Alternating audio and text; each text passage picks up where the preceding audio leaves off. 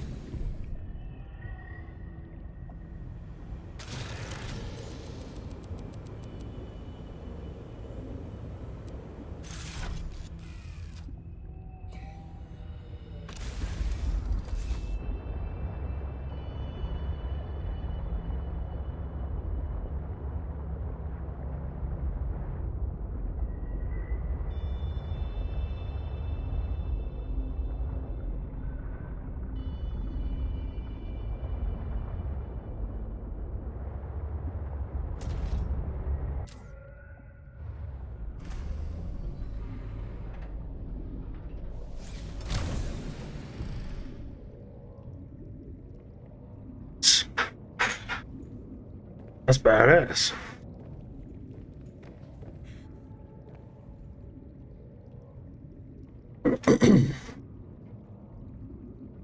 Oh, shit. Base black, stripe 1, red. Interior, red. Name white. Ah, sea truck.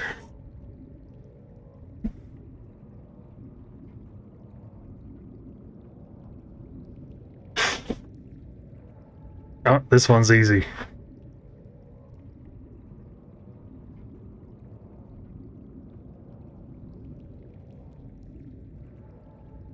Oh no!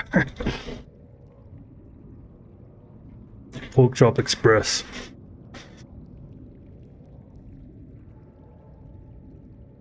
Damn, that would have been so good. Sea truck. Sea truck. I mean, there's some clearly adult names I could come up with. Pork chop.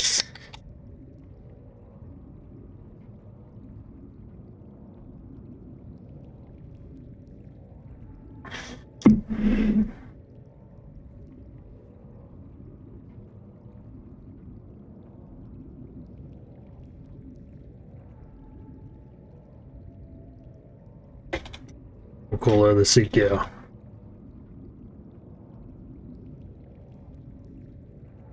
Done. Oh, can't click it. All right.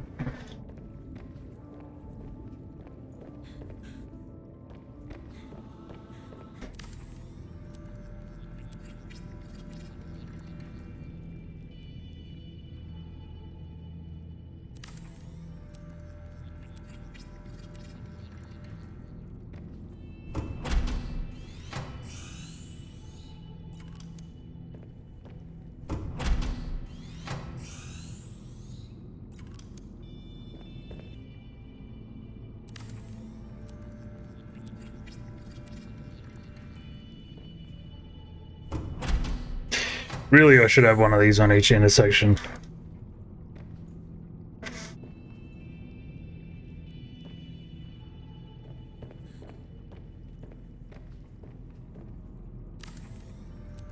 There's a control room there.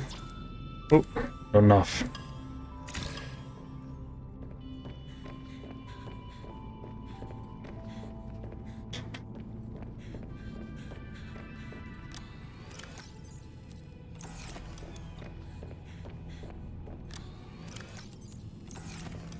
Time to collect more resources.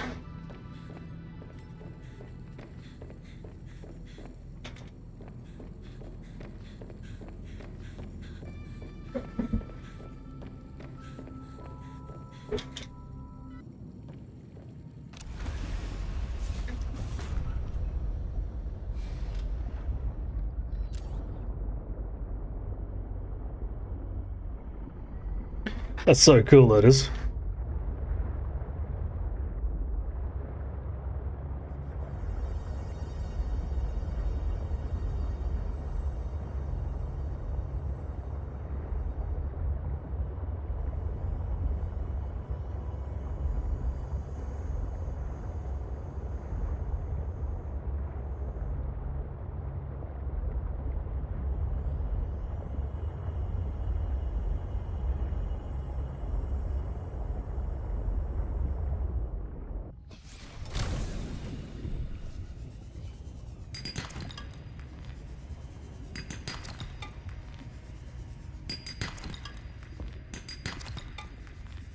Oh, I got way too much copper, as it is.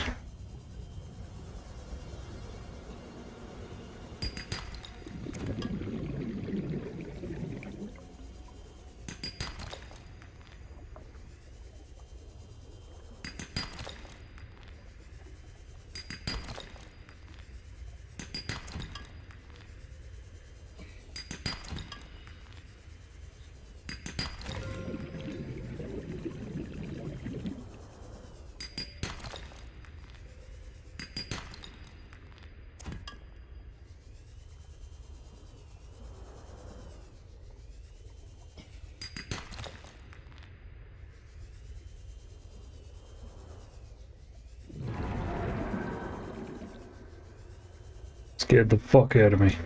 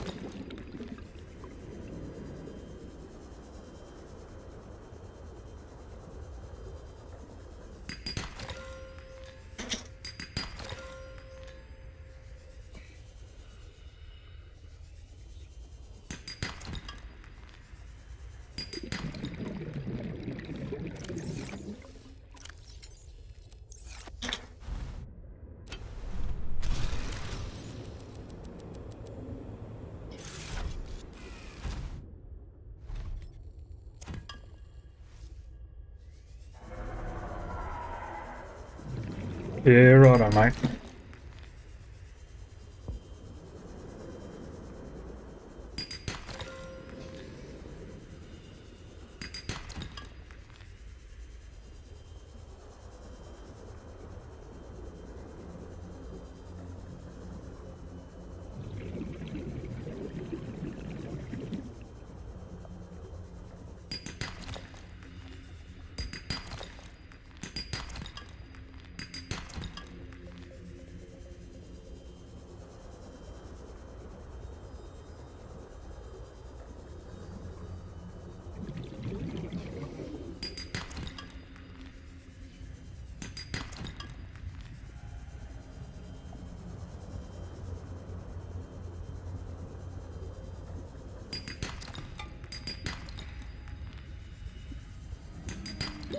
Warning.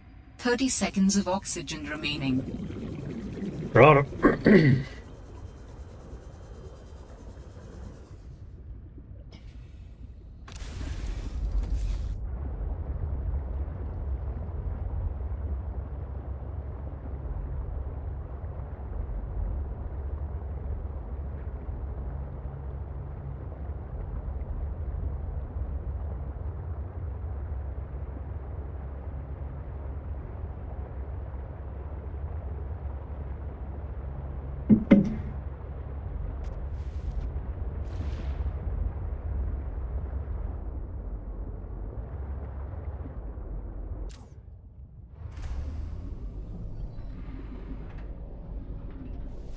Welcome aboard, Captain.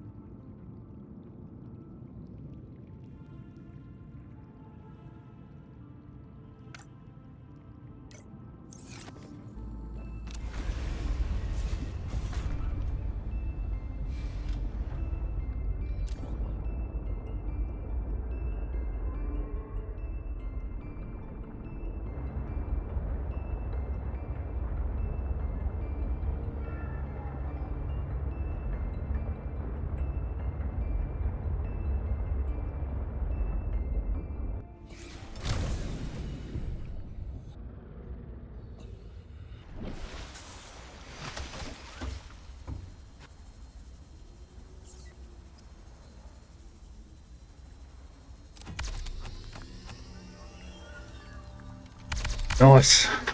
Dangerous weather approaching. Seek shelter.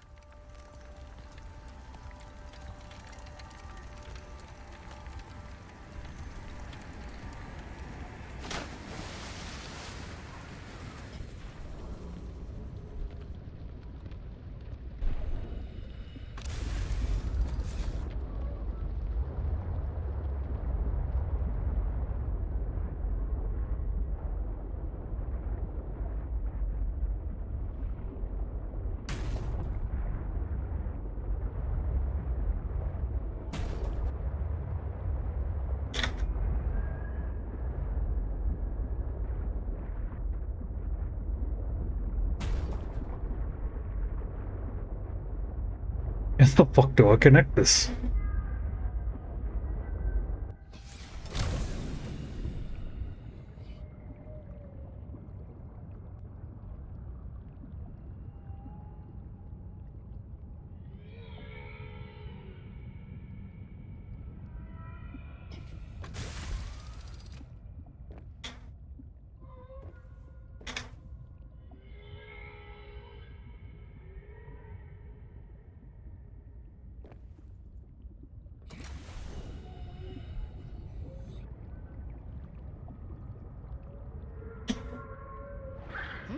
Oh, thank you, mate. Wow. Thank you.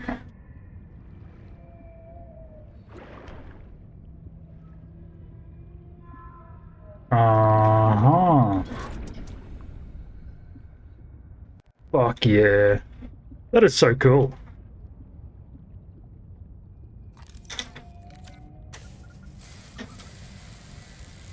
Oh, it took a beating when I ran into it a few times with the sea cow.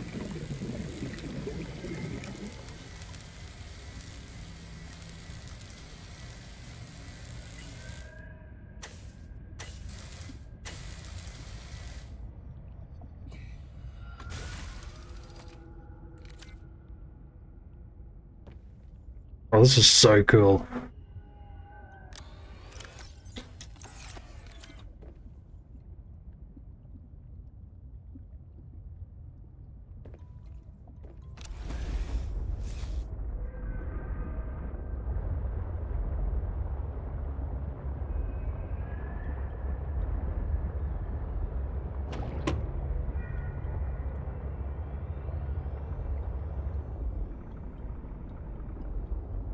Do I have the resources to improve the depth? Enamel glass. Was that just diamond? Diamond and glass?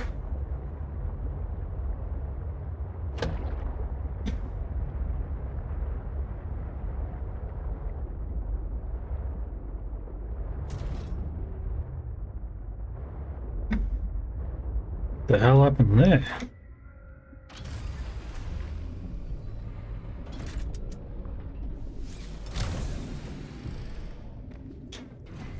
Nice.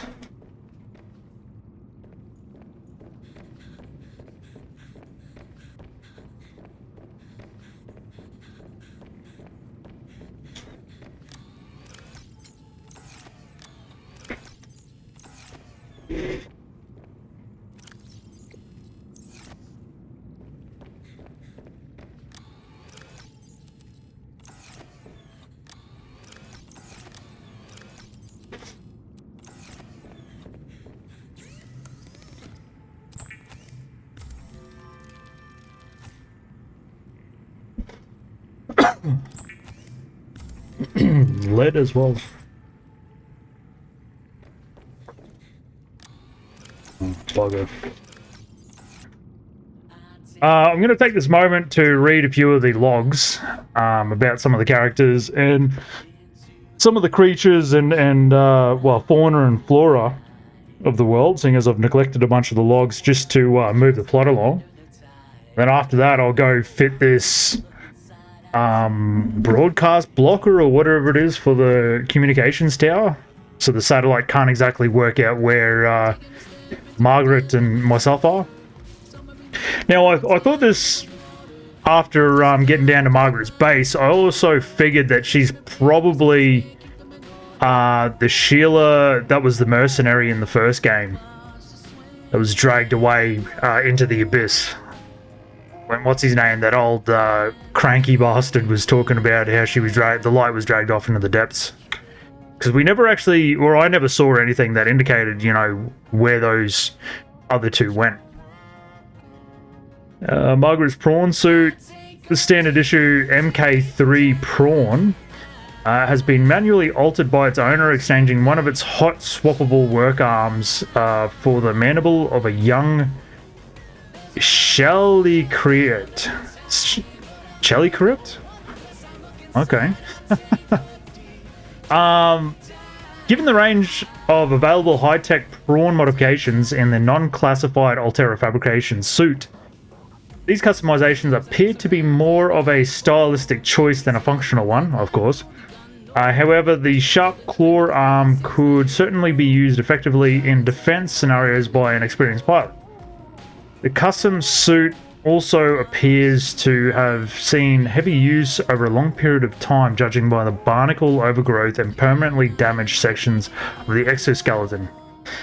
Which is interesting because the hab builder, not exactly the hab builder, but the repair device repairs the atoms on the atomic level, so she must have gone a long time without repairing it, and maybe it can't reset it back to a default. So I don't know exactly how that would work with their technology the way it's explained.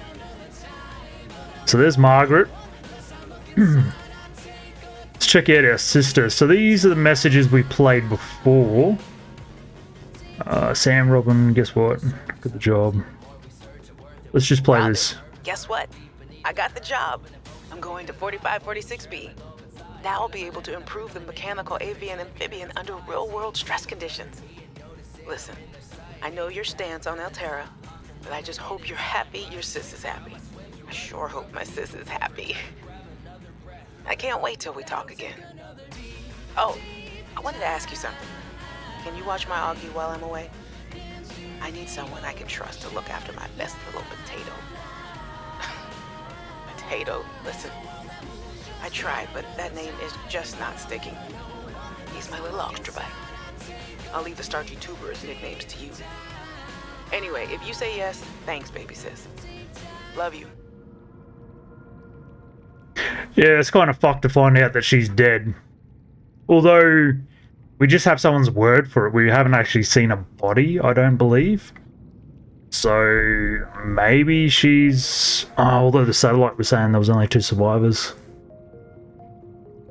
Fuck, who knows? Who knows?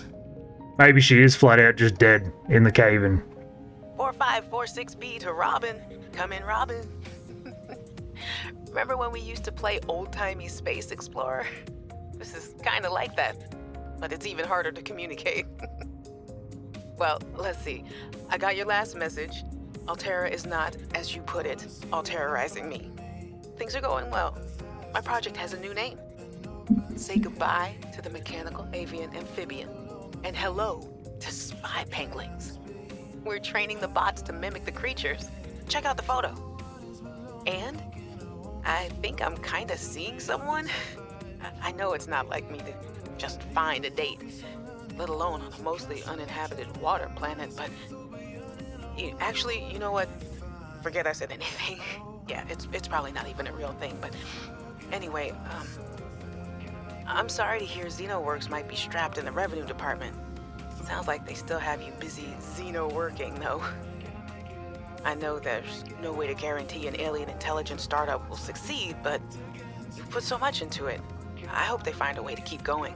I know how much it means to you, getting to work at a small place where you have control over your research. All right, I gotta go.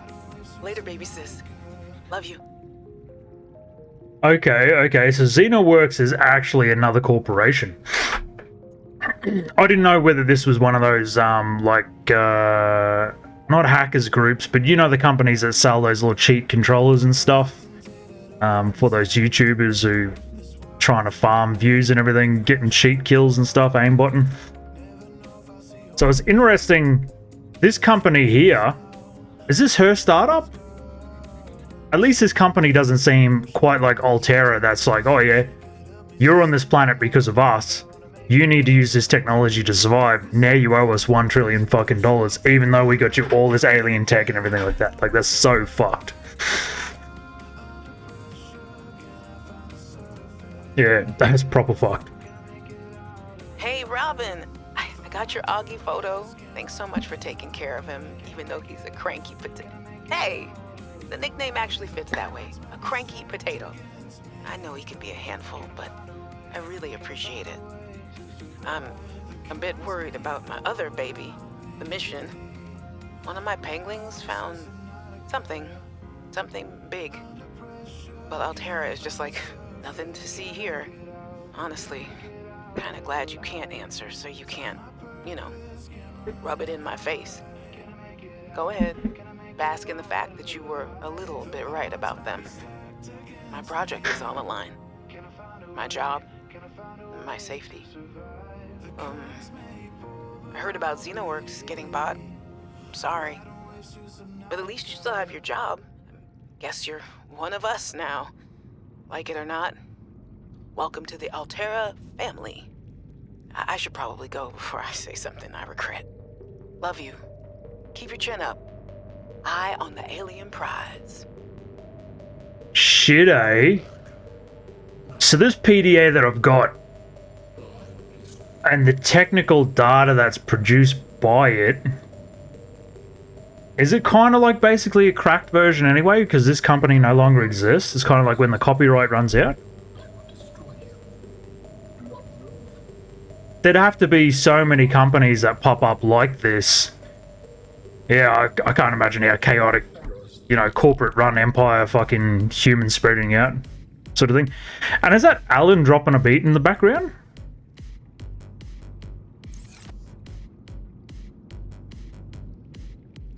Die peacefully? Excuse me, Alan? Can you explain this fat beat? First son.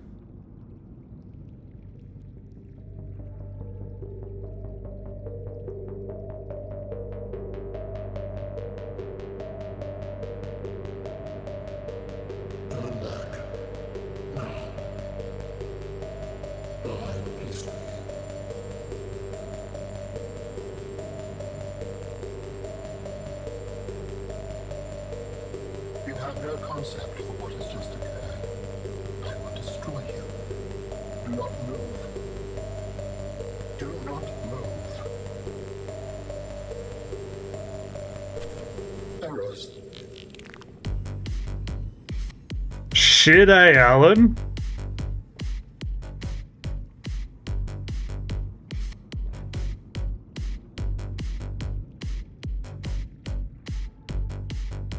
This is how you humans call a banger. Just starts dropping the beat.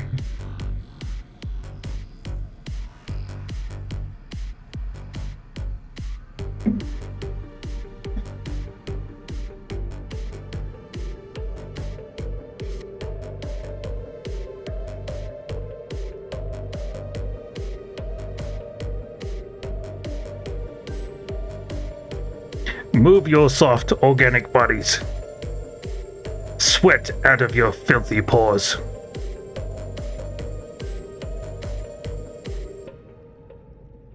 Dance monkeys. But when you see the first sun, die peacefully.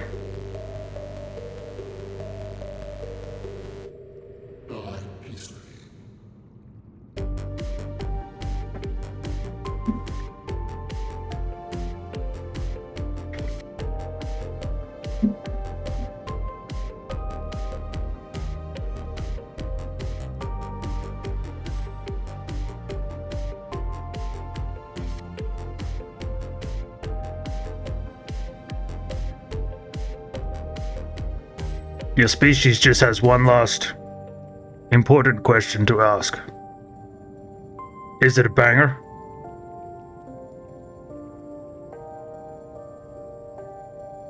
Should I, Alan? Okay, where was I? Did we listen to this one here?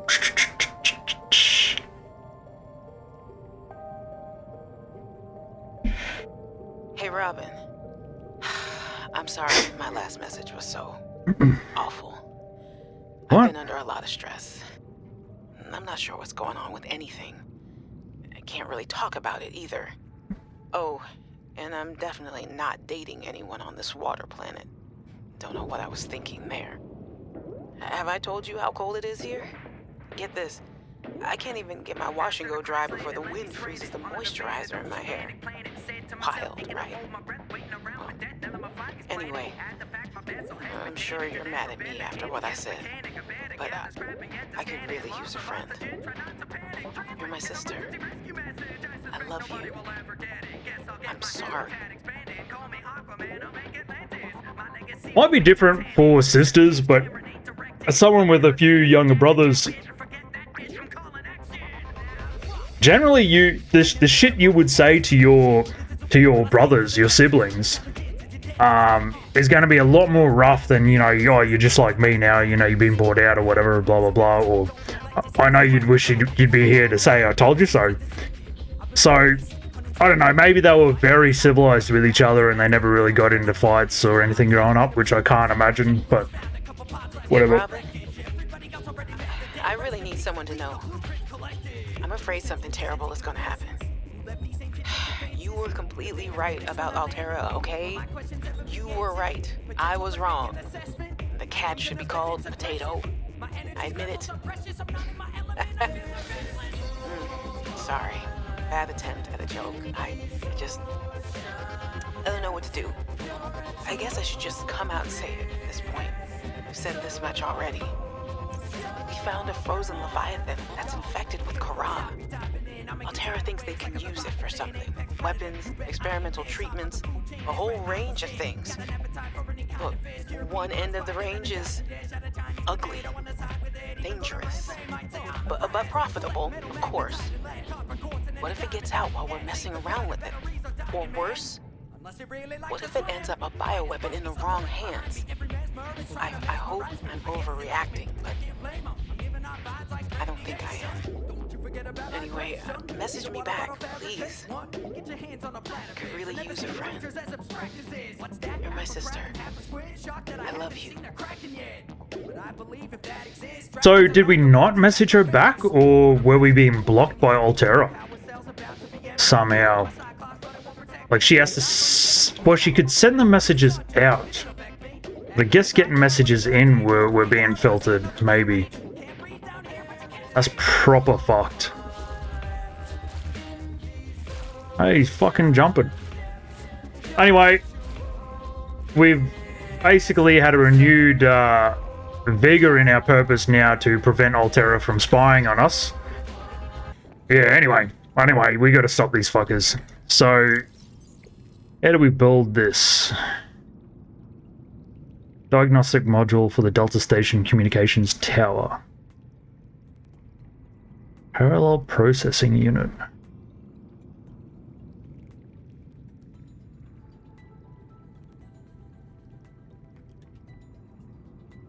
Where do I build that? Or was that something I've got on me as part of the quest that I picked up in her base?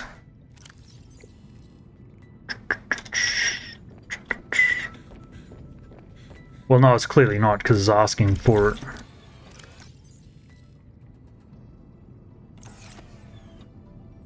Okay, so how do I go about getting one of those?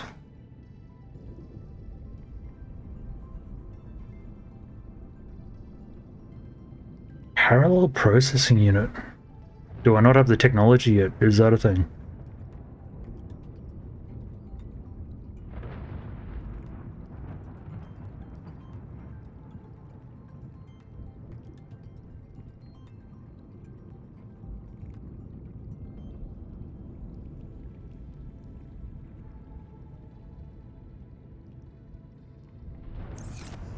Maybe I do not have such a thing yet.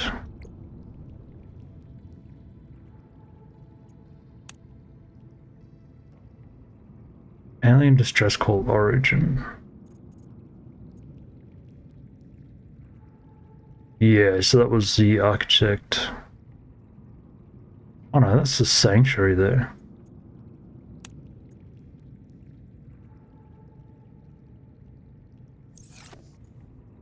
Alright, well, I'm going to head out and do some exploring. I don't know what will be cut, what will be kept in. We'll see how it goes.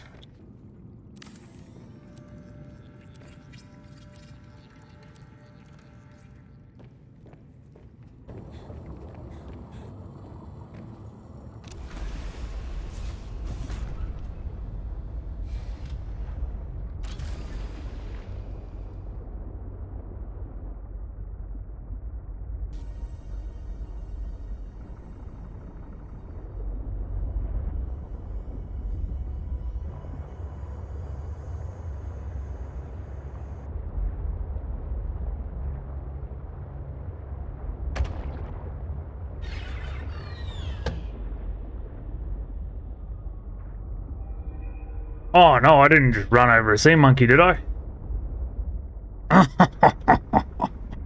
It's... God damn it. Everything floats down here. Fuck. My bad.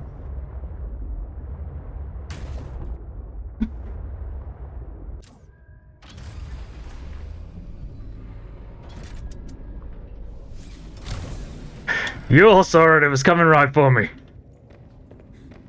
Oh, god damn.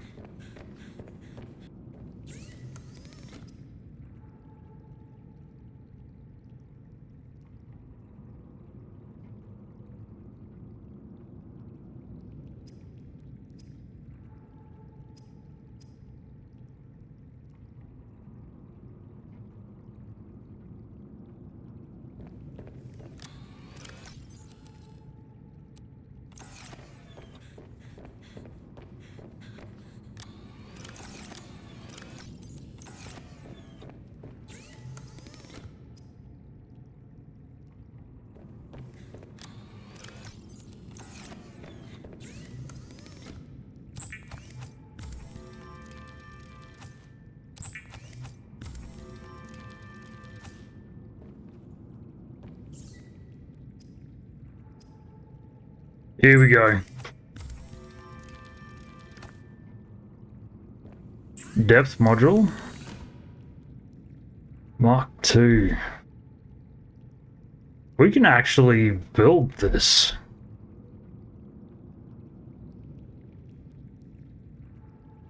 Get it out of the way straight away. Where are we?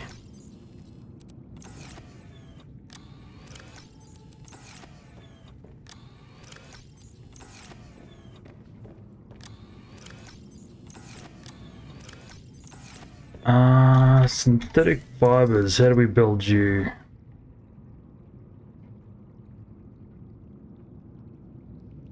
Okay, I don't have the technology yet, but I'm pretty certain I saw one of these. Spiral plant clipping. Pretty certain I saw one of these back where the Leviathan corpse is, or whatever. What's a spiral plant look like?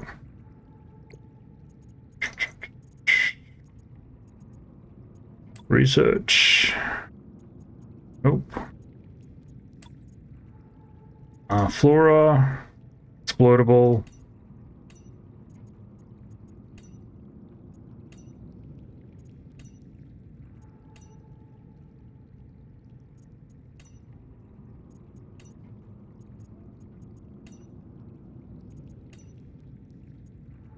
Reaper's wine glass.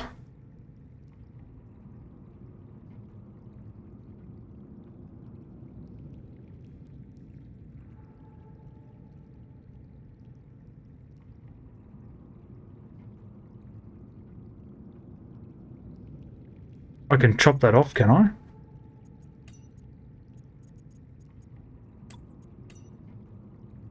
The scrub bush. I'm not seeing the marble... Not marbled, spiraled fucking clipping. Okay, so... Alright, I'm gonna have to rush back and see if I can find one of those synthetic fibers.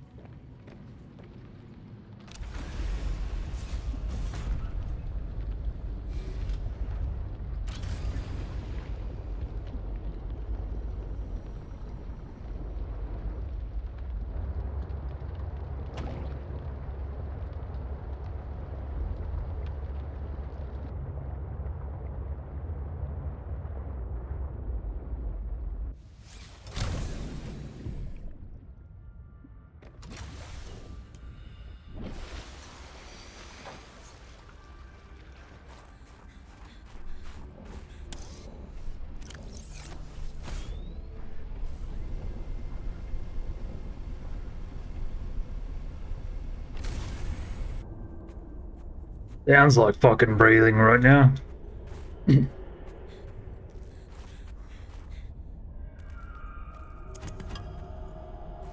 Like that wind echo noise.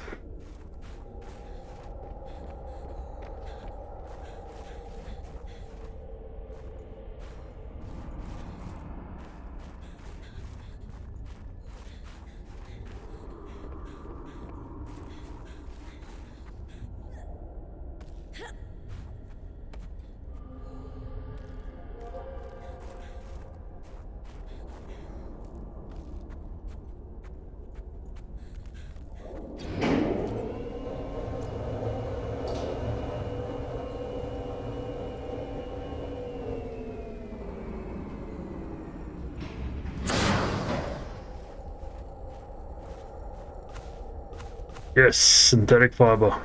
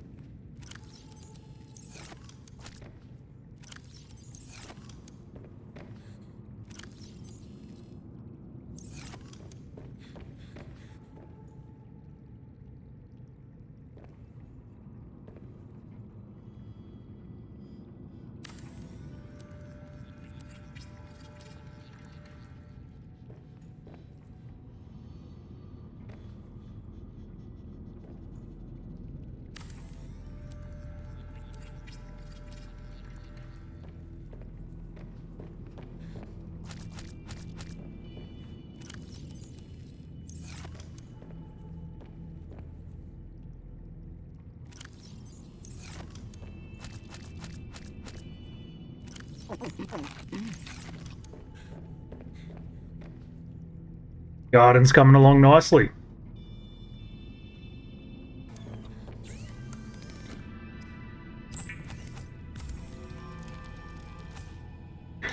Nice.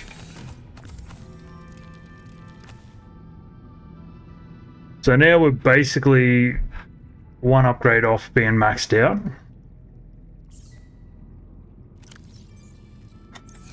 Let's go fit that now.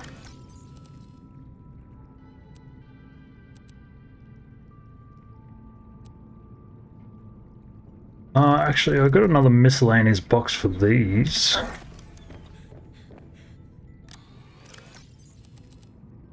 Get out of there.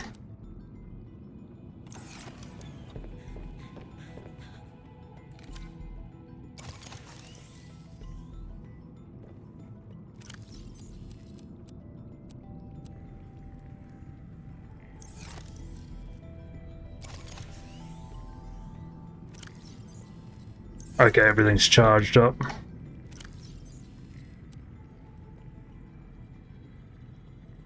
Three batteries is probably enough.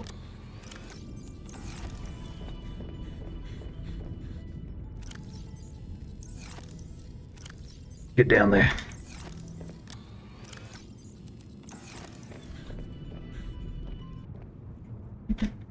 Let's check the area for any upgrades. We might be able to fit out to the base and then move on. So there's a HUD one here. Can do that, can do that. Can do that.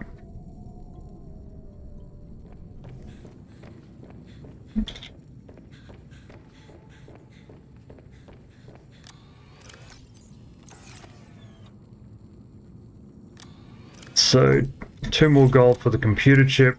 1 silver. 2 magnetite, 2 copper.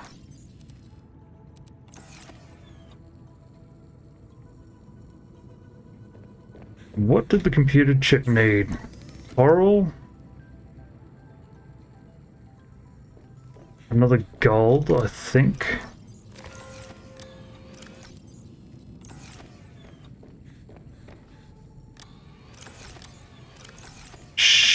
Ah, okay, that's right. Coral over here.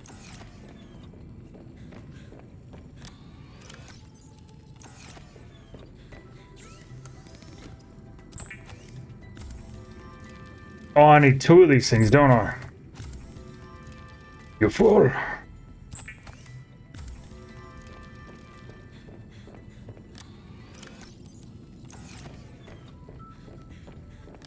Two more.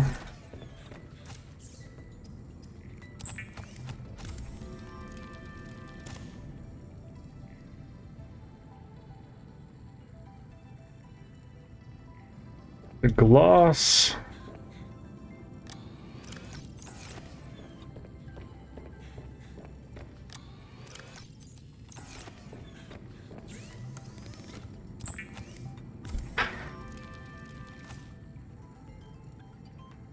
All right. Upgrade the scanner room.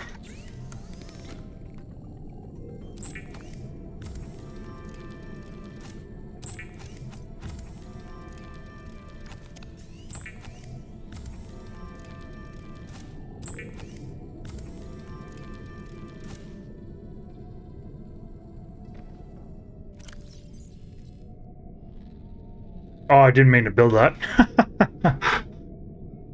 Oh well, we got a spare there now. Oh yeah, the other one would have went into my inventory too. So I can double the range again.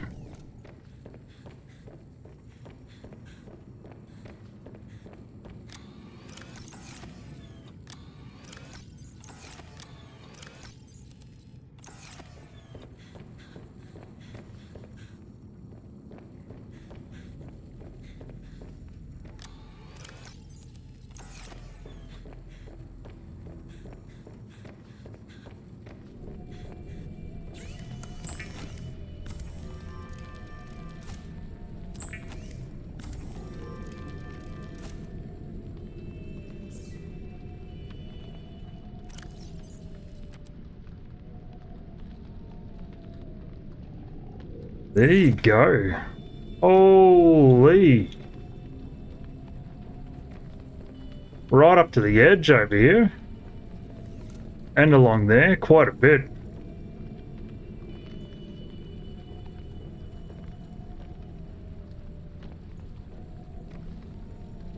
That is mad. Can we scan for alien ruins or anything? Creature eggs. That's new. Fragments.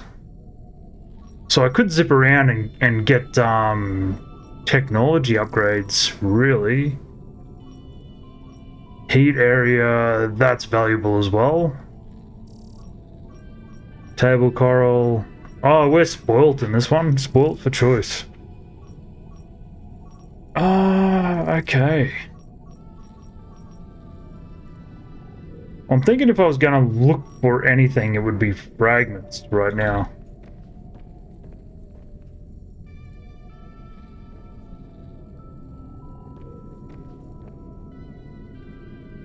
That is so mad. But it's only... Oh no, it's picking up more. Anyway. Let's go throw this upgrade on the sea cow.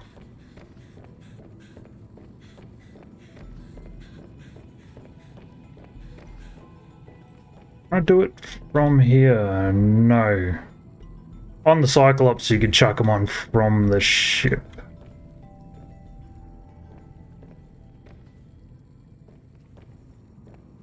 So I have to take it out to the water to upgrade it. That appears to be the case. Okay, alright, whatever.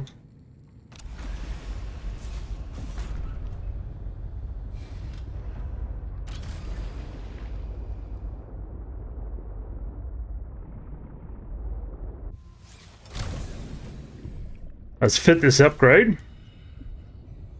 And then I will probably jump cut the sections where I'm chasing upgrades. Where is the panel here? Hang on a second.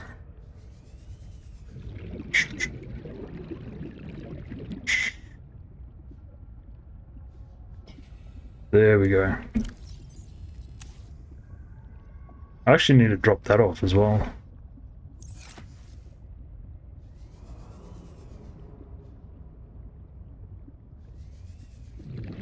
All right.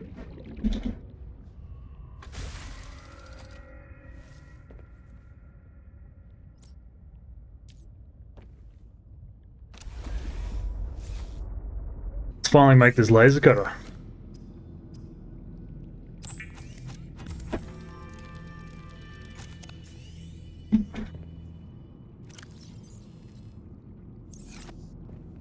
Completely forgot that I hadn't made one yet.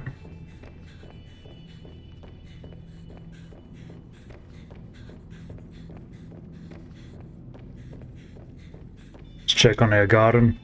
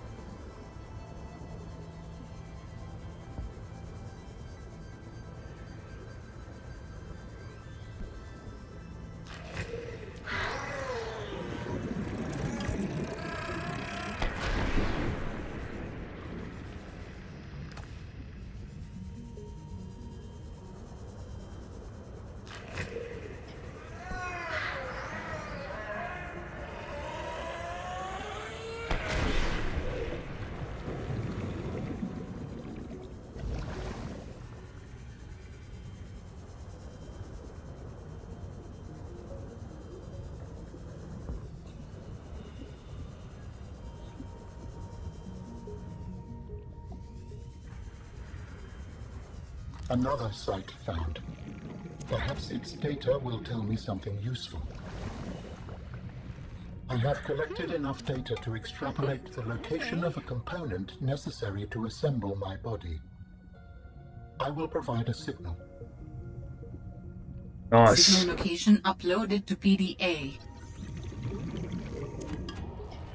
Hey, Alan, I was listening to a banging that you dropped before, and it said something about die peacefully. Can you explain that to me? New technology acquired.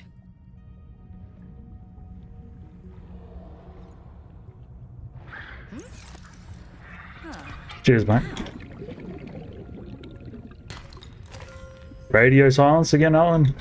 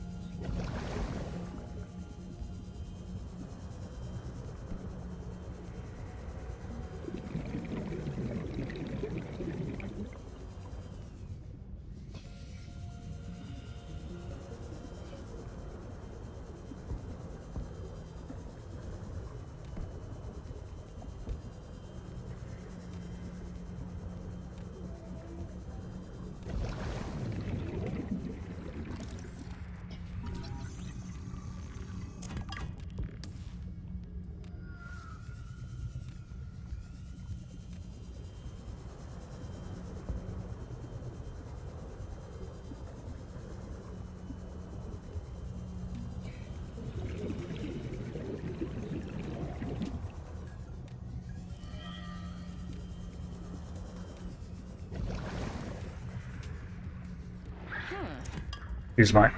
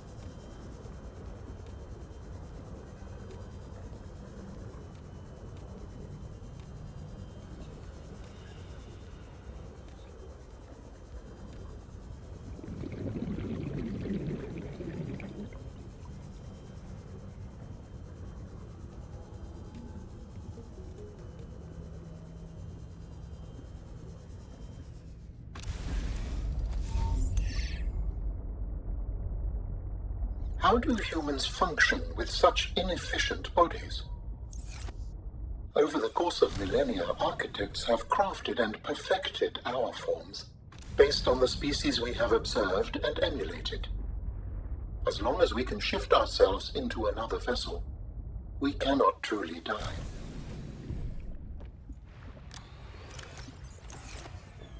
Well, that's the goal. Immortality.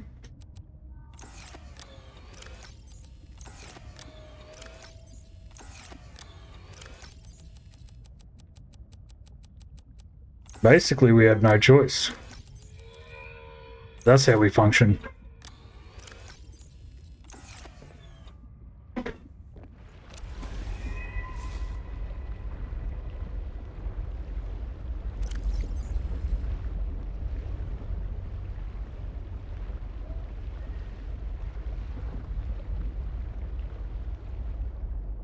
Oh, that's pretty cool. I'll need to buy one of those.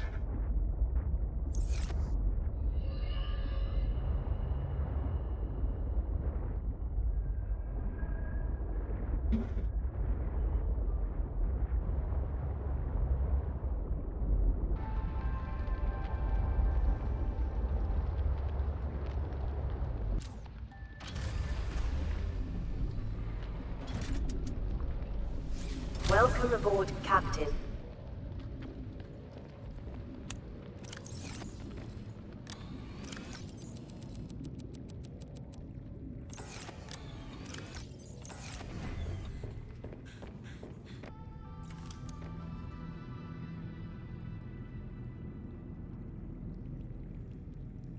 Now, where exactly should I put this fella?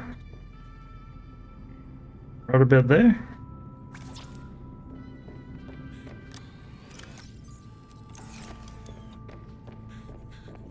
Oh, shit, iron cube and titanium ingot, was it? Yep. This hybrid technology allows for the recycling of natural resource components, without rinsing and sorting them into bins first. Fuck yeah.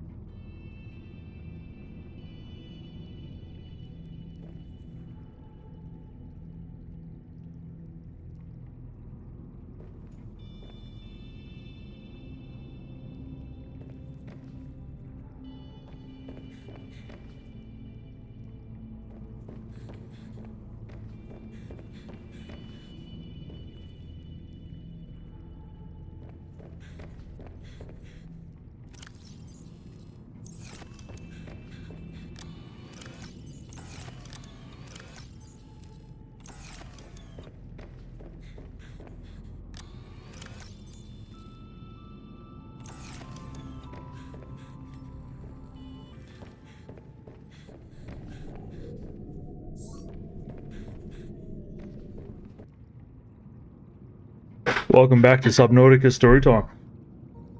I noticed when I was editing some footage that there was a PDA dropped in the cabin with the Leviathan. We'll play that. Hello? Someone there? Oh, no. Samantha? Is that you? Oh, yeah. Told you I was investigating. Don't worry about me. I'm on my way out. You can't keep doing this. We have protocols. Parvin, stand back. Don't come any closer. Why? What are you up to? Parvin, I mean it. Stop.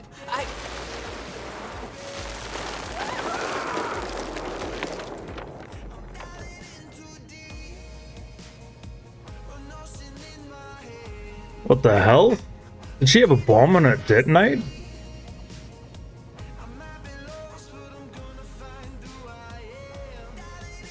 Righto. That raises some more questions.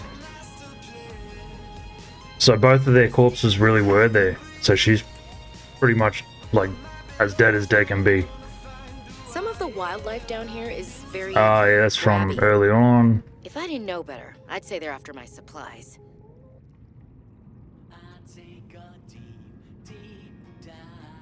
Okay, there's going to be a few cuts in here. I'm getting a little bit of family interference while I'm doing this.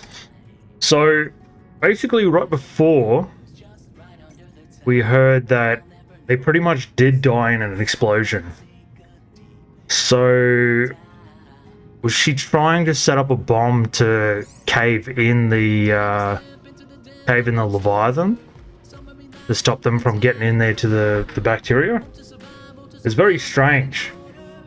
I also wonder, or she maybe found the bomb that was put down by Margaret, and then, you know, Margaret is not really talking to us because of the fact that she blew up our sister. I don't know. This could be anything going on right now.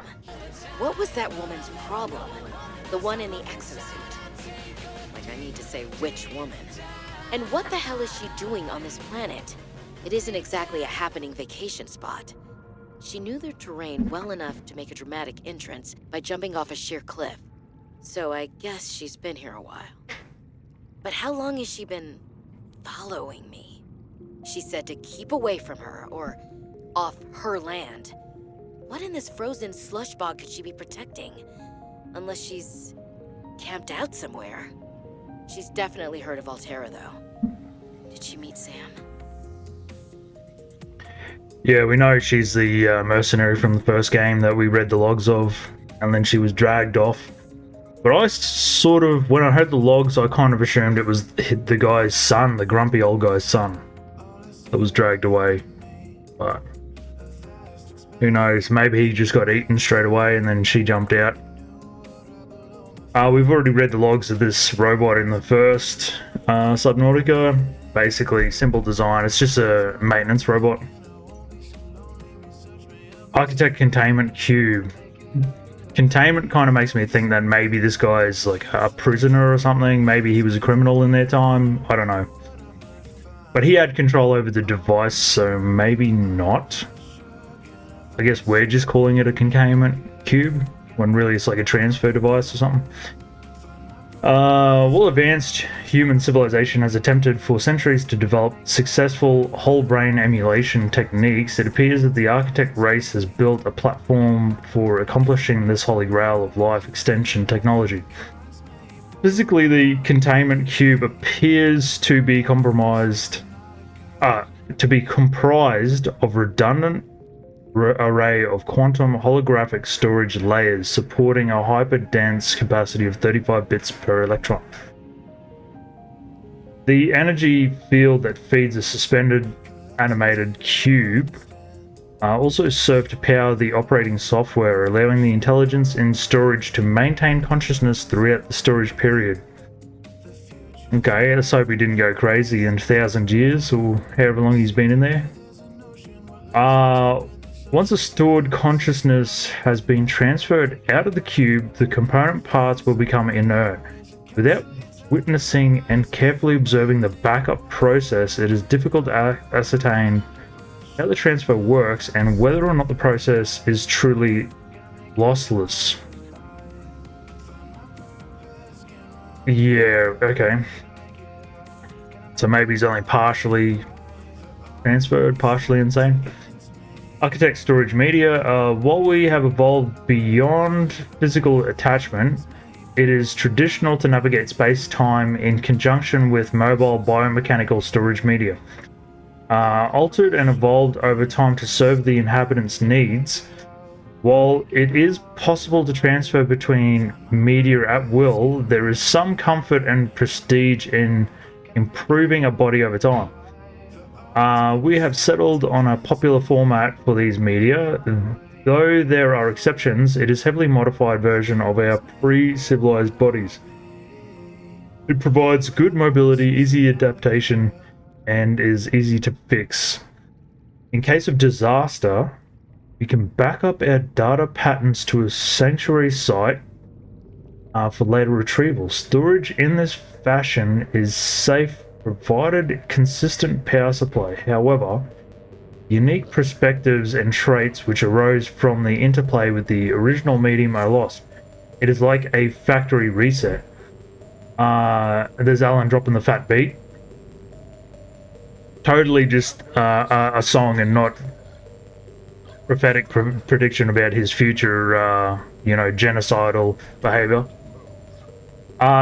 It is recommended individuals be restored to a compatible medium as soon as possible. Such hollow vessels may be fast grown from seed using specialized blueprints and materials.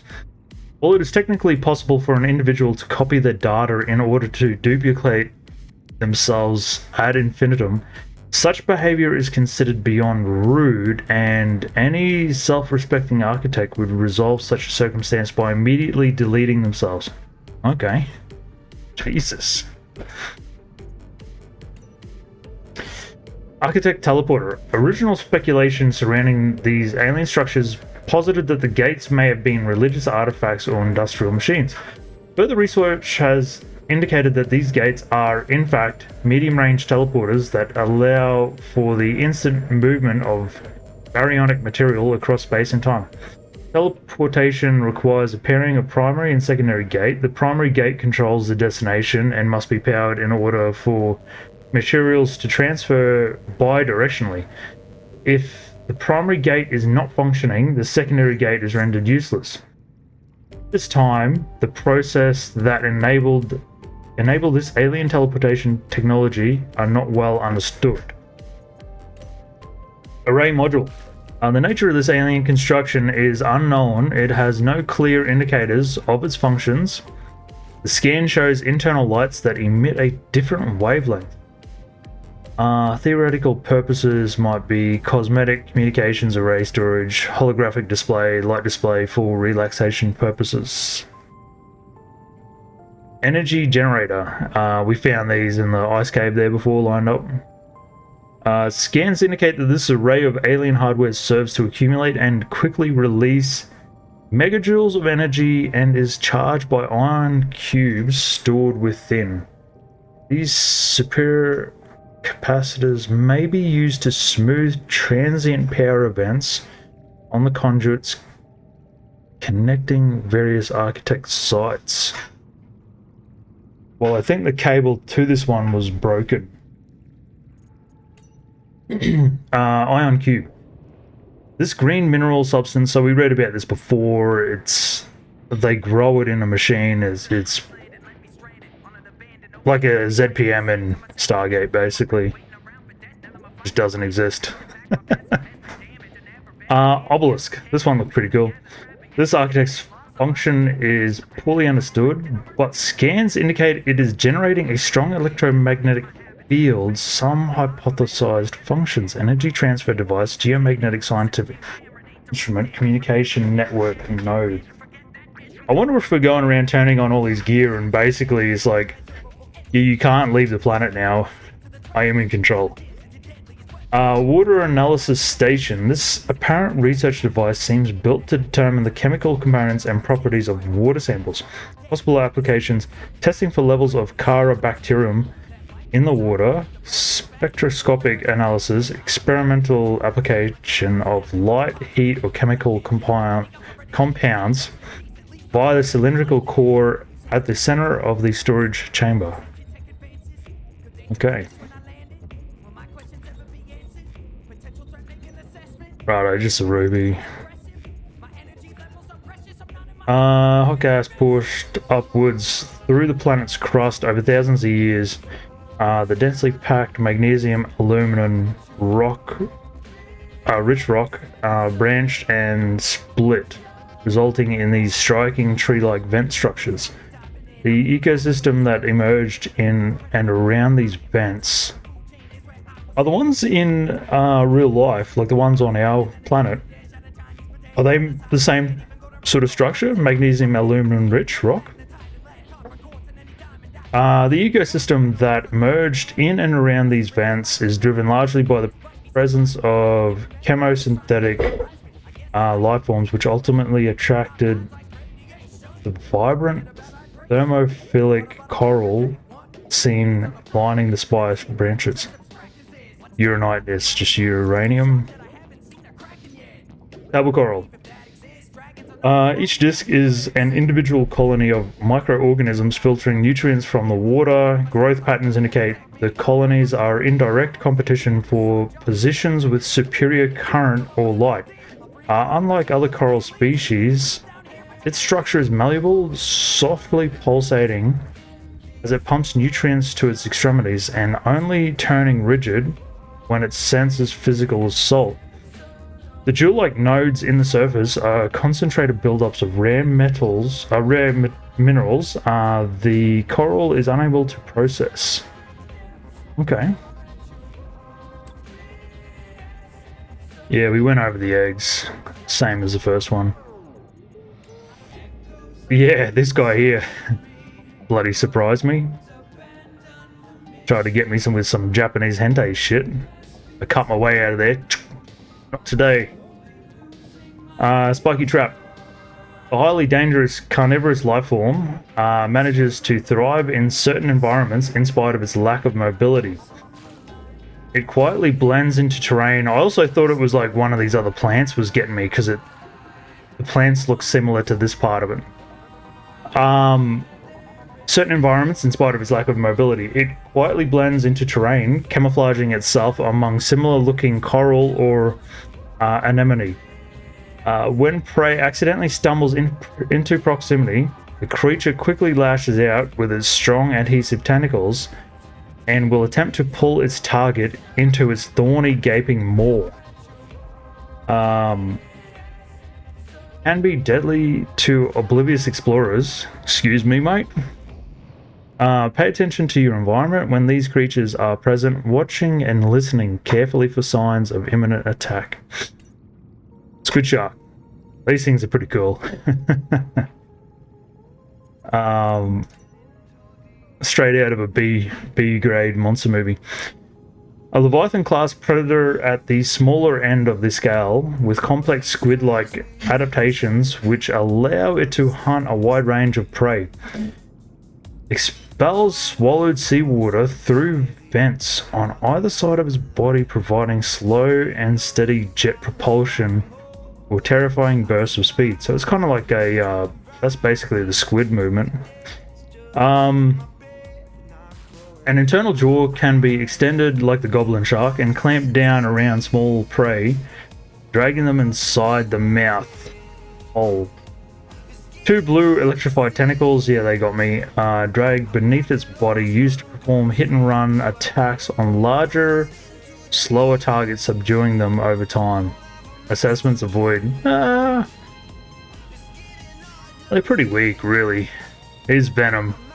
I read him before. Tastes like lobster. Mostly on the overconfident predators which attack the Titan holefish. Lay their eggs inside the gills of the Titan holefish. Oh, Jesus. The waste left behind is absorbed by the Titan, constituting. What the fuck? Constituting. Oh man, public reading can be hell. Constituting all the nutrients it needs to survive. Oh really? So it lives off these little dudes. So the Titan holefish is the parasite on these guys, really. It's just like yeah, anyway. Let's go through. Brine-wing, a medium-sized predator known to spit supercooled salt water to freeze its prey from afar. Yeah, one of them got me. A large bladder on the brine-wing's underside fills with seawater as it swims. Some water is filtered out through an internal membrane, leaving behind a strong saline solution. Two flat, transparent, extendable fins act as radiators, releasing heat and cooling the bladder's contents. Oh. The brine and then contract its bladder, expelling the supercooled brine and freezing the seawater up to several meters away. Fucking crazy.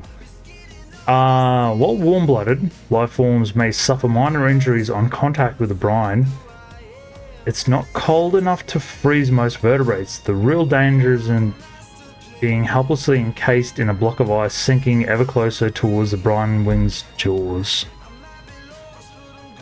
Beware of full bladder. That's the same when you're driving a car. Brute shark. A common shark-like predator with low intelligence. Its relatively streamlined body enables fast navigation of tight spaces. Yellow turquoise coloration provides camouflage in shallow water. Slow moving, it ambushes small fish from above. Yeah, minor threat. It's pretty cool. Looks kind of stupid when it's trying to bite something. Yeah, these little fuckers, also these little self-delete bombers. I nearly said the no-no word. Yeah, I read that before. Newtfish. Did I actually read him? Newt. A small predator which eliminates the need to overcome its prey by simply swallowing it whole. With its colored markings, the newt can easily pass for a small herbivore, allowing it to sneak up on its prey. What looks like a beak is in fact a single stretchy, expendable lip, lined with barb-like teeth. Oh. Cursed fleshlight. Once within reach, it envelops its prey, drawing it inside its stomach before retreating for several weeks to digest its meal. Yeah, harmless. Pangolin, I don't know if I read this one here. That's actually the mouth there. It keeps tripping me out because when I look at it, you're obviously trying to look for a mouth here. Tend to huddle on dry land awaiting their next meal. Consumes almost exclusively fish regurgitated by adults. In the huddle, they stay to the center of the huddle to stay warm and out of the wind. If separated from the huddle, the adults will become agitated and begin searching for their young pangolins. So please don't do this. Oh, what, can I actually pick these guys up? Move them around. Penguin. Can these guys spear you when they're jumping around? I don't know whether I was taken out by one of these guys on the steps or by like a glitched section of the walkway where I had to go and get my stuff back after I just died randomly. Can these guys actually spear you? Bird-like creature hunts small fish below the water, huddles in packs on the ice above, consumes small prey fish and regurgitates them for its young. Retractable tail and claws allow for fast evasion of predators underwater and maximum grip on the ice. Sharp teeth concealed inside the beak can tear chunks out of aggressors and prey alike. Huddles and packs on the surface for protection against the cold. Less cuddly than they look. I'm a guy, so I don't really get the urge to cuddle things. Yeah, so I'm pretty safe there. Pinacard. An intelligent and curious creature which hunts and forages below the waterline, but returns to the surface to breathe. As many flippers make this an acrobatic hunter underwater, but vulnerable on the land. Where it is capable at best of fast shuffle. Yeah, righto. As many flippers make this an acrobatic hunter underwater. Okay, yeah. Generally consumes small fish. Its diet may also include various plant materials. Side-facing eyes, unusual for a predator. These likely serve as a defense warning system. Purple tinted antenna on the head detect the movement of prey fish nearby. Shows no aggression towards humans and even curiosity if there is a chance for a meal. Assessment friendly. It's basically like a fish parrot. Which don't put your fingers anywhere near the fucking beaks. Snowstalker, yeah, I read this basically. Big bear thing, squid shark.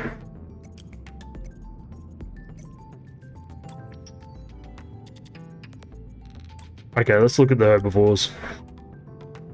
I'm going to go through all of these, I might. Arctic ray, a fast-moving ray species will adapt to low-temperature environments. Two sets of wing-like fins enable this ray to quickly change direction and accelerate. Like other rays, it is exclusively herbivorous. Assessment harmless. I like the look of him. Kind of looks like an alien starship or something. Eye jelly. These kind of freaked me out initially. The eye jelly resides in deep waters. It is made of 3 distinct body sections: tentacles, the main body, and the bell. The end tentacles are covered in bioluminescence. I love bioluminescence. It looks fucking awesome. Nodes which attract prey. Okay. When the tentacles are touched, they emit a shock through specialized cells called... Now, is that nidocytes or cnidocytes? Within these cells, a venomous harpoon-like structure called nematocytes. Nematocysts? Okay, just like jellyfish, nematocysts, which are triggered by touch. The eye jellies gently drift with little locomotion, though they can track movement with their large singular eye. I have seen them do like a kind of like a little leap sort of movement thing in a straight line. Didn't really look like they were leaping at me, they were just sort of going somewhere. Hive mind. The hive mind are never alone and grow in massive clusters. They're physically connected by a root system which sends out chemical signals in the presence of large predators. This signal activates a chemical reaction within the green porous membrane, resulting in a visible change of color in its bioluminescence. The action has 2 effects. The uniform change in color grants the hive mind the appearance of one large interconnected organism. This is a form of camouflage called disruptive coloration, which is confusing to predators. So it's kind of like those wetsuits that have the lines on them that mess up the side of sharks and stuff, supposedly. Smaller sea creatures confuse the change in color for sunlight and are drawn towards the cluster. Okay. So it's not actually an intelligent being. It just has like a reaction to outside stimuli. Sea monkey. I actually kind of like these guys now that they're not trying to steal my tools. These are like primitives, basically, little sea cavemen. Sea monkey, a medium-sized and intelligent herbivore which shows great interest in other life forms and their possessions. Yeah, little bastards. More research is needed to understand this life form and its behavior. 2 finger-like appendages on each forearm are tipped with suction pads for basic object manipulation. Its large turquoise crest is made of rigid bone. It's possibly used as a ram, although this has not been observed. Sea monkeys roam the ocean almost playfully, largely fearless of predators.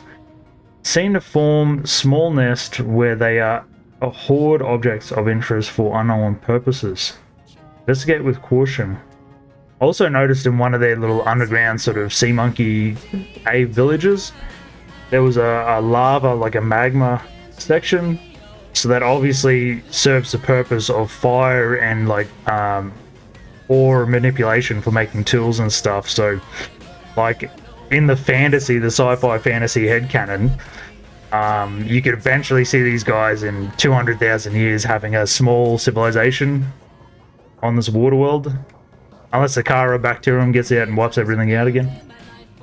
Sea monkey nest. Sea monkey nests are large bowl-like structures made of packed sediment and plant matter.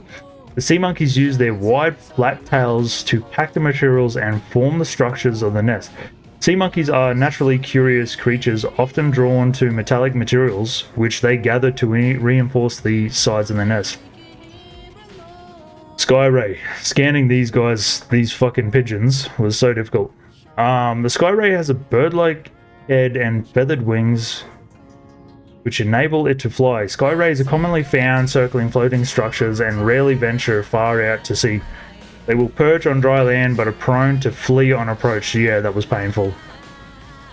Wings. Although its wings give it some semblance in silhouette to the waterborne rays on 4546b, analysis shows no greater genetic overlap with these species than the planetary average. In fact, the Skyray appears to have split off from the evolutionary tree much earlier than most. Diet. Largely seed-based, Skyrays have not been observed diving for food, which implies they rely on land-based plants for their survival. Presence may indicate nearby dry land. Another slight interference just then. Titan holefish. A large docile herbivore which emits oxygen and is defended by small aggressive symbiotes which accompany them. So I just asked before, which part of this am I suckling on when I'm getting oxygen? Probably better we don't know. Slow, stupid, and delicious. Excuse me? Complex gills line the inside of the hole. Well, yeah. Everything I see reminds me of her. Drawing cold water in and emitting warm, oxygen-rich water in its place. Track symbiotes which make the holefish their home and fiercely ward off any approaching life form. Migrates more or less at random, feeding from nutrients deposited by the symbiotes. That's a crazy relationship that is right there. The Titan holefish has evolved entirely beyond basic survival mechanisms like speed, intelligence. I am beyond evolution. I've become idiot. Intelligence or hunting.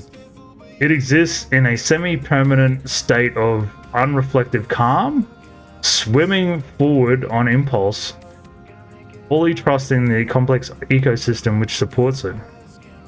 Valuable oxygen source if you can reach it. Kind of feel like, Western civilization is being called out here. Okay, let's go on to the next thing. Arctic peeper. A fast prey fish camouflaged against the ice. Like the common peeper, it is fast and relatively intelligent, allowing it to survive in large numbers. Research notes don't like the auto-generated name, suggests ice clops. Edible. High calories. Arrow ray. A relatively small ray species capable of fast, evasive maneuvers, feeds on plankton. The fins on its head form an isosceles triangle. I was completely going to read that out. Totally wrong for a second. Which it can tilt to perform fast and unpredictable maneuvers. Sharp forward fin tips are capable of spearing attackers who manage to catch up. Mostly harmless. Righto. Spiky. Anyone been spiked by a catfish spike? Fucking Jesus. Go fishing when you're a kid. Don't just go fucking grabbing everything that's on the line. I'll tell you that. Die peacefully. Error.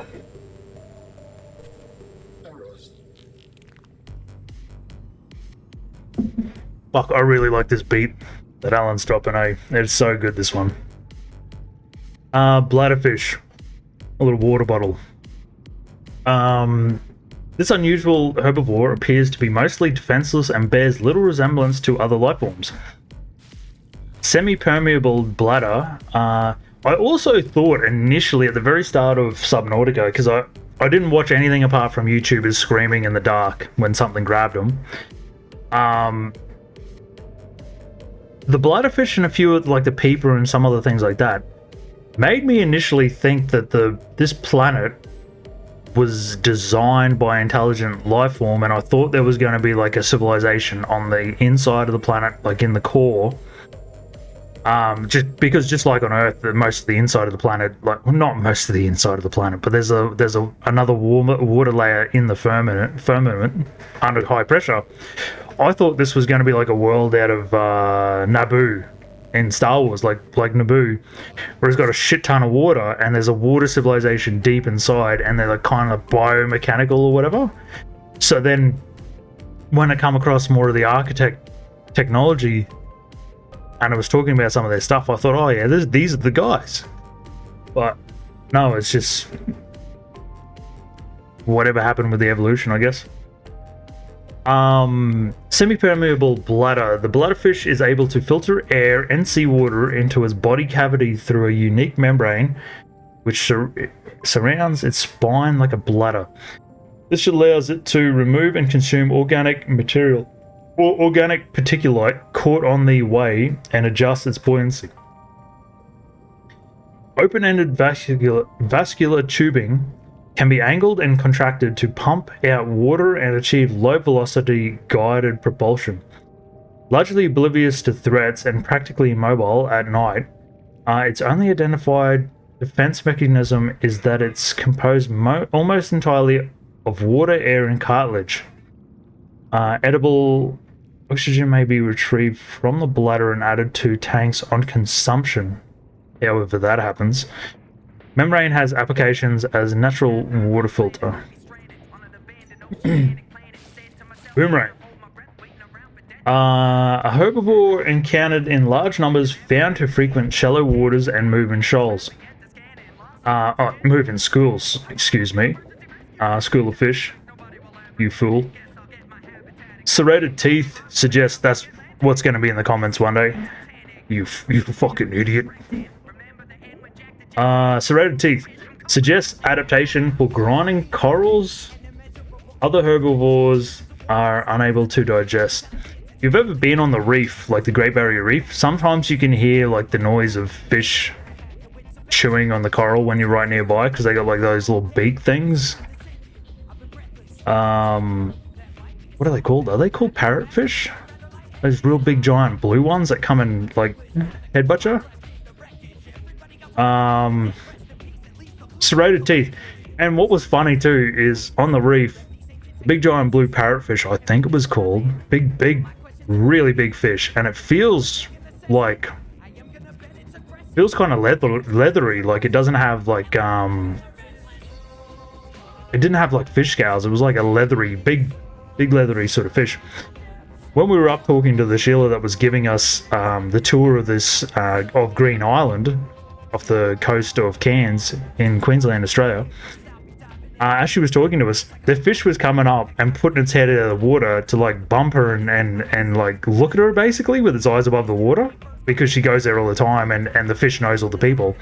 It comes up and has a look and like bumps into you and like tries to see what's going on, and it's just so funny to see this creature like this what would you say, like this really curious fish like coming and checking people out that's in his territory. Like it didn't seem aggressive at all. I imagine if I was another big blue parrotfish male, it'd probably come and want to have a bit of a fight. Anyway, let's get back to this. You know, Jesus, what are we talking about real life for? That's cringe. Twin fins. Unusually, this species has two fins.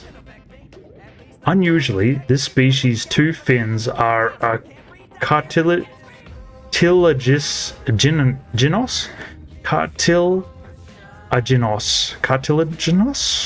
extension of its skeleton. They are less prone. They are less prone to damage and provide superior propulsion, but are also harder to grow back. The bright blue tips are in fact the ends of its digestive tract. Oh, nice. Where luminescence of the corals it consumes are most focused. Most active during daylight hours and prone to flee on approach, the boomerang can more easily be observed at night when its luminescence gives it away and it seeks the shelter of the seabed. Edible. Discus fish. A colorful small fish with a laterally compressed body. The discus generally survives off algae and other plant materials. They also serve as nutritionous. Ah, fuck me. I think I need to call it for tonight. I'm getting tongue-tied. My tongue's getting sore from trying to speak French and pronounce that as well in these like weird fucking tones that I can't pronounce most of the time. I'm done. I'm cooked. Discus fish. A colorful small fish with a laterally compressed body. The discus generally survives off algae or other plant materials. They also serve as nutritious prey for many other larger or quicker members of the ecosystem. Despite their colorful appearance and lack of real defense mechanisms, they survive mostly by virtue of their relative agility and a tendency to favor narrow crevices and other claustrophobic environments. Thank you, ladies and gentlemen. Featherfish. The featherfish is a common species that lives in various biomes. Its coloring is distinct but also functional. The bright white on the belly of the fish helps keep it safe from predators below, blending in with sunlight coming through the surface of the water. Beautiful. Hoopfish. Now I love this one because it's mainly bioluminescent, especially at night. Hoopfish. Small school mentality. Prey fish, like small town mentality. I'm from a small town. Prey fish with a unique method of propulsion and a distant relative of the bladderfish. Okay, righto. Antennae. Rather than swimming, this life form uses the fine green antennae which encircle its body to alter the composition of the water in front of it, allowing it to sail into low density space. What the fuck? What the hell? This is, yeah, okay. There's no way any of this life came about naturally. No fucking way. Not even in the like the fantasy, sci-fi fantasy bullshit. This shit. These have to be like bioengineered parts for a spaceship or something. Like, I don't know. This ain't right. Purple green coloration. Maybe a camouflage adaptation for mid-range light wavelengths, possibly indicating the hoopfish is more active at dawn and dusk. Behavior. While schools of hoopfish will form periodically and evade predators en masse, this behavior is more social than it is defensive, and lone hoopfish are often found hunting for food and displaying generally curious behavior. Spinefish. This is the emu. Emo. Jesus. Emo version of the hoopfish. God damn. Jamie, pull that up. Small school mentality prey fish. Closely related to the hoopfish. Grey coloration, a combination of near translucent flesh with white rib-like markings, gives this fish a deathly appearance. It takes advantage of this to avoid the attention of its predators. Behavior. Moves in schools for protection but will disperse and flee if necessary, whereon those fortunate enough to escape the gaze of their assailants will make for the sea floor and hide amongst the detritus. Low calorie count, yeah. These are pretty mad. Spinnerfish. A bizarre fish with star-like fins which it spins to generate propulsion. Capable of very high speeds in a straight line, slow, wide turning circle, Like other small prey fish, they feed on a variety of seeds and grasses around the seabed. These ones look cool as well. Tripods. An effective bottom feeder with unusual tripodical vision. Mouth parts on the underside hoover up and crunch down on small invertebrates on the seafloor. Spending much of its time hiding from predators above it is camouflaged to blend in with the surrounding terrain when necessary. Forward-facing eyes are unusual in prey creatures, not least 3 of them. Each eye, however, is angled slightly outwards, which gives the tripods a field of view almost 240 degrees. Careful use of this powerful faculty is likely what has kept the tripods alive to date. And then I'm going to finish on Leviathans, which I've already read. Those frozen creatures, I've read that as well. Okay, well, I think that's probably it for story time, and I'll read Flora next time. Oh my god. My tongue is so dry, I need water. I'll catch you guys next time. Peace out.